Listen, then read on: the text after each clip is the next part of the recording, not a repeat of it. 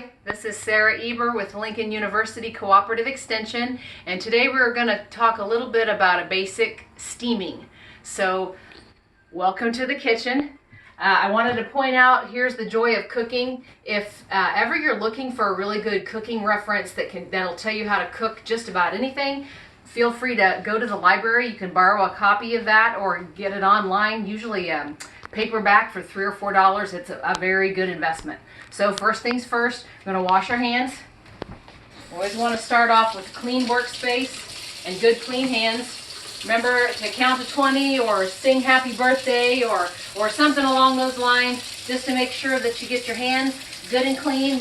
Back of the hands, over the thumbs, good and clean. Start off good and clean. All right. So today we're just going to do some basic steamed broccoli.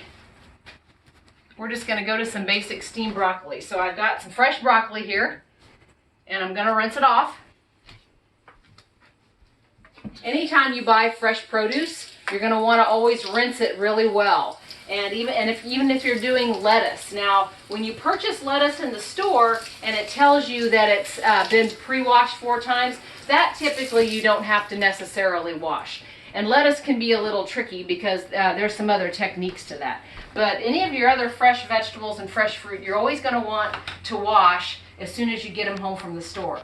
So notice on the broccoli, this is one big head of broccoli, and this is kind of tough. So we're going to cut that away. And what I'm going to do today is I'm going to show you how to steam 2 different ways, because we're going to use the stovetop, and we're also going to use the microwave. So for those of us who have been in that busy mom or busy dad category, where you come home from work, you come home from the ballpark, or whatever it is you're doing, and you're trying to get the meal out pretty quickly, using the microwave is a really effective way to steam fresh vegetables.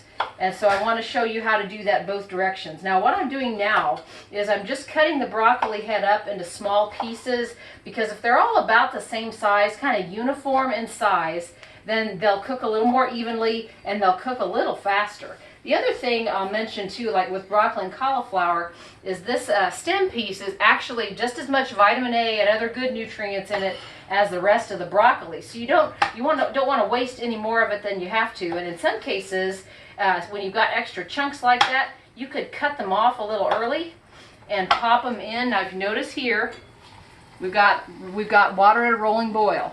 You could put those in an extra minute or 2 before you put in the heads of broccoli, and they'll cook just to tender. Now what we're going to cook to today is what we call crisp tender. The other term you'll hear used for this is al dente, and that means just done. It's a lot of folks were like I was raised, but broccoli was easy to overcook because it really doesn't take long at a high heat. And if you overcook broccoli and cauliflower and Brussels sprouts and cabbage, they can take on kind of stinky odor and can be a little off flavor. So we just cut a little bit of our broccoli up. There we go, kind of about all the same size, so they'll cook uniformly. And as you noticed, we already have this at a rolling boil. So we're going to pop some broccoli in there. And you notice there's not a lot of water. So this is different than boiling your vegetables.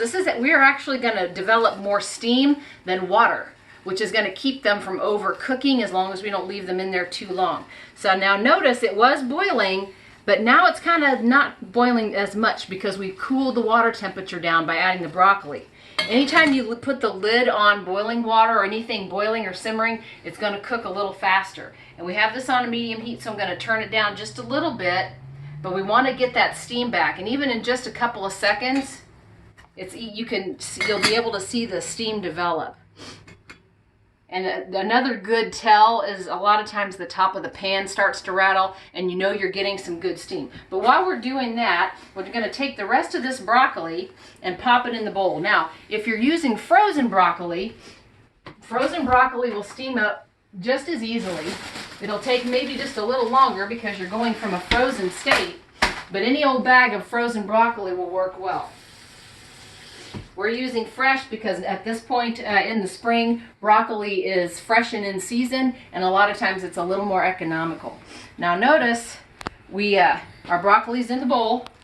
You really don't need a lot of water in the microwave. Notice there's not a lot of water there. Once you put the broccoli in and just a little bit of water, little plastic wrap.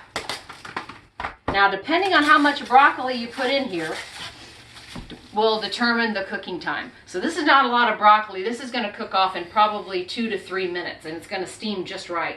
If you fill the bowl a little more, you may want to go 3 to 4 minutes. So we're going to just pop this in the microwave while we steam off the rest of the broccoli. And we're going to go ahead and go right at 3 minutes and let it go. Now we're going to go back and see how our steaming broccoli on the stove looks.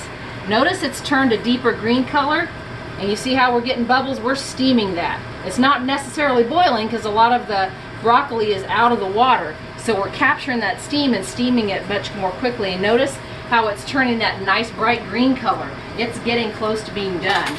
And it's only been in that pan just a few minutes. So just a few more minutes and that'll be ready to go. We'll put the lid back on, and so while we're waiting for the broccoli, let's talk about properly cleaning a cut board. So we just use fresh vegetables here.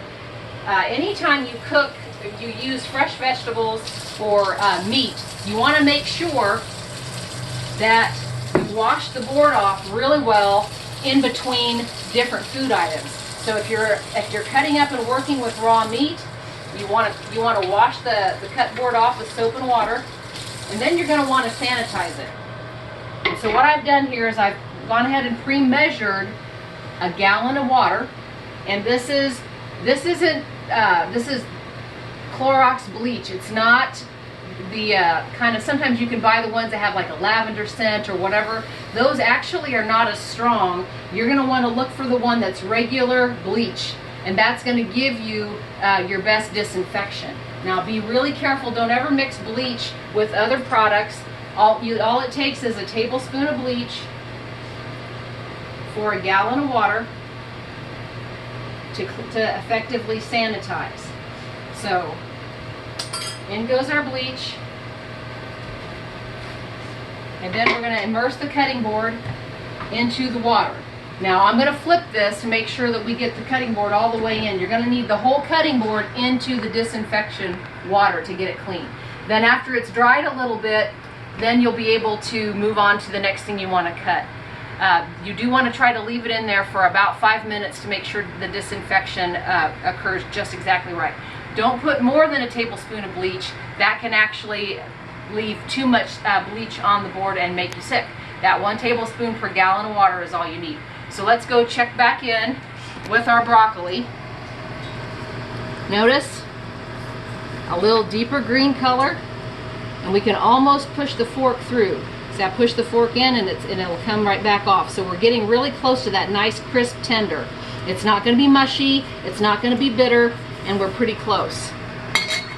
We've only got about 17 seconds left in the microwave, and if you can, hopefully you can see a little bit through the microwave. You'll notice how the plastic is pushed up, and you can see this in your own microwave if you don't see it too well here. The plastic has now formed a bubble over the top of the bowl, and that what we've done is we've captured the steam inside that bowl so that we can cook our broccoli pretty quickly.